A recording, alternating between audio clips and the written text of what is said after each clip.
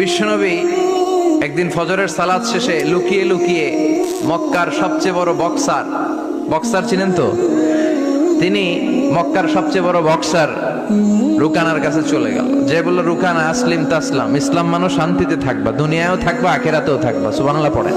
রুকানা বলে, না আব্দুল্লাহর বেটা মোহাম্মদ, আমি তো কালিমা পড়বো না, যদি বক্সিং খেলে আমারে হারায় দিতে পারো তাইলে কালিমা পড়ব। বিশ্বনবী বললেন, আমি তো বক্সিং খেলি না রে বাপ। রুকানা বলল, তাহলে আমিও কালেমা পড়ি না। বিশ্বনবী রাজি হলেন। অবশেষে ভাবলেন, আমি বক্সিং খেললে একজন যদি জাহান্নাম থেকে জান্নাতি হয়, বক্সিং খেললে সমস্যা করি। কি রহমতের নবী, কি অ্যাটিটিউড, কি পজিটিভনেস, কি প্রোঅ্যাক্টিভনেস, অলওয়েজ প্রোঅ্যাক্টিভ। সব সময় ইতিবাচক চিন্তা করতেন। নেতিবাচক চিন্তা কারে বলে বিশ্বনবী জানতোই না। সুবহানাল্লাহ পড়েন। বিশ্বনবী রাজি হলেন।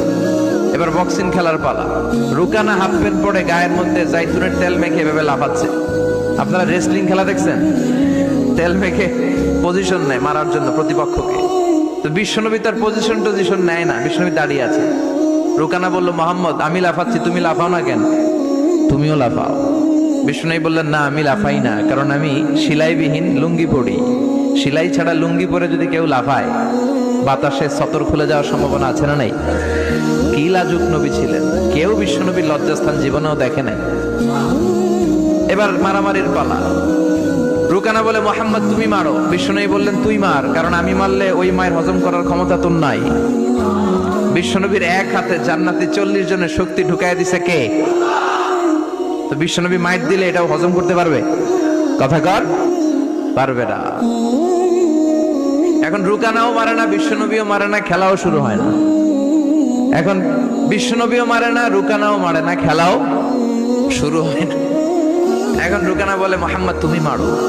বিশ্বনবী মারে নাই, কিন্তু বিশ্বনবী ওনার ডান হাত মোবারক, কি নরম হাত, সফটার দেন সিল্ক, সিল্কের চেয়ে নরম ছিল। ওয়াকানা কাফুহু আবিয়াদু মিনাদ দিবাজ, সফটার দেন সিল্ক, রেশমের কাপড়ের চেয়েও বিশ্বনবীর হাতের তালু সফট ছিল। এই হাতটা দিয়ে বিশ্বনবী রুকানার ডান কাঁধে এভাবে টাচ করলেন। মারে নাই, খালি বলছে, রুকানা এত লাফাস কেন? টাচ করার সাথে সাথে রুকানা বেহুশ হয়ে জমিনে পড়ে যায়। সবাই তো অবাক, ঘটনা কি? কি মিরাকেল, কি অলৌকিকত্ব! পানি ঢেলে রুকানারে হুঁশ ফিরানো হয়েছে। সবাই বলে, রুকানা তুই তো অনেক বড় পালোয়ান, আব্দুল্লাহর বেটা মোহাম্মদ ঘুষিও দিল না, লাথিও মারলো না, বেহুশ হইলি কেন? রুকানা বলে, আরে তোরা তো দেখোস নাই, তোরা দেখেছিস মোহাম্মদ হাত দিয়ে ধরেছে, আমার মনে হয়েছে বিশাল পাহাড় এসে কাঁধে চেপেছে।